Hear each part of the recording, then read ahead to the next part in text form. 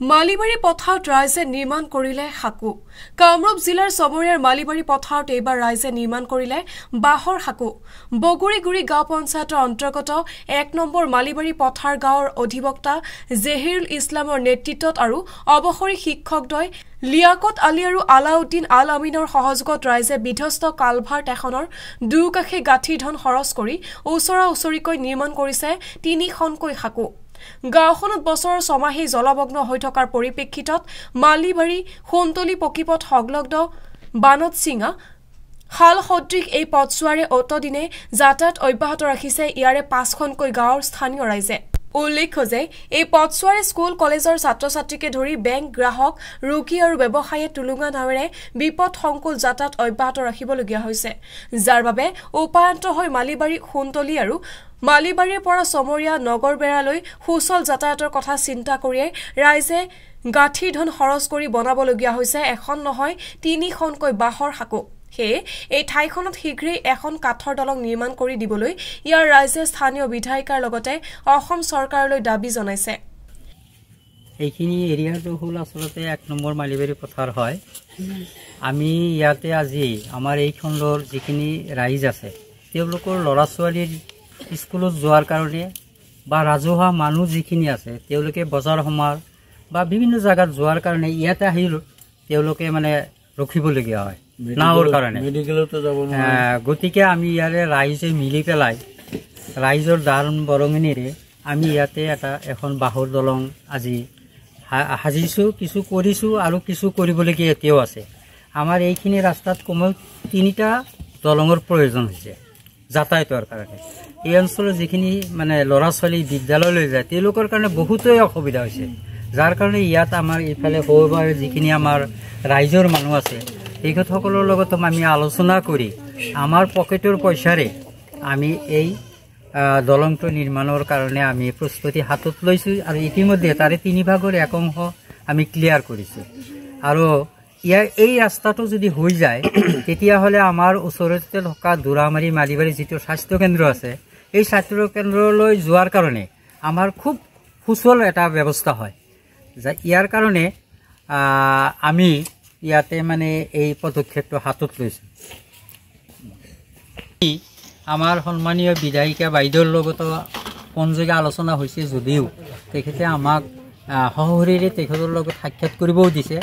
গতিকে আমি এই প্ৰতিবেদনৰ জৰিয়তে মাননীয় বিধায়িকা মহোদয়ক তেখেতৰ যিহেতু আমি কৰ্মকৰ্তা বা কৰ্মী গতিকে তেখেতে এইখিনি সৰজমান তদন্ত কৰি অদূৰ ভৱিষ্যতত ইয়াত এটা কাঠৰ দলং নতুবা এটা বৃহৎ কালভাৰ্ট যদি দিয়ে তেতিয়াহ'লে আমাৰ এই অঞ্চলৰ পিছপৰাঞ্চল বহুত উপকাৰ হ'ব। এইকাৰণেই হ'ব যে ইয়াৰ পৰা আমাৰ ১-১.৫ কিলোমিটাৰমান হ'ব আমাৰ দোৰামাৰী স্বাস্থ্যকেন্দ্ৰ। তাতলৈ যোৱাৰ কাৰণে আমাৰ মানুহবিলাকে কমেও ৬-৭ কিলোমিটাৰ ঘূৰি যাবলগীয়া হৈছে। গতিকে অদূৰ ভৱিষ্যতত বাইদেউৰ আমি এই ৰাস্তাটো কৰি দিয়াৰ কাৰণে আমি মানে আহ্বান জনাইছোঁ, অনুৰোধ কৰিছোঁ। ইয়াতে ইমান মানুহ আপোনালোকৰ চেনেলৰ জৰিয়তে যে হয়তো আপোনালোকে উপলব্ধি কৰিছে, তাৰমানে প্ৰতিদিনে আমাৰ ইয়াতে প্ৰায় ১২ মাহৰ মোটামুটি ৭ মাহ পানী থাকে।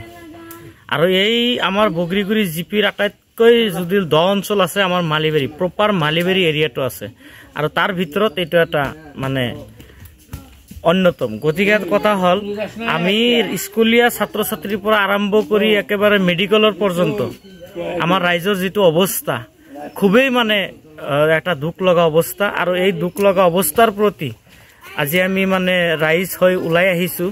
যিহেতু আমাৰ ইয়াতে পঞ্চায়ত প্ৰতিনিধি আছিল যদিও হয়তো আপোনালোকে দেখিব পাৰিছে এটা মানে হিম পাইপ বহাইছিল, কিন্তু যেতিয়া আমাৰ বাৰণি পানী যেতিয়া আহে তেতিয়া অত্যাধিক সোঁত হয় ইয়াতে, যাৰ কাৰণে ৰাস্তাটো ভাঙি গৈছে। সেই হিম পাইপত ইয়াতে নহয়, এটা কাঠৰ ব্ৰিজ নাইবা এটা ডাঙৰ এটা বক্স কালভাৰৰ ইয়াতে প্ৰয়োজন, কিন্তু সেই হিচাপে মানে ইয়াতে মানে হোৱা নাই, যাৰ কাৰণে আজি আমাৰ বাঁহৰ হাকো দিব লগা হৈছে।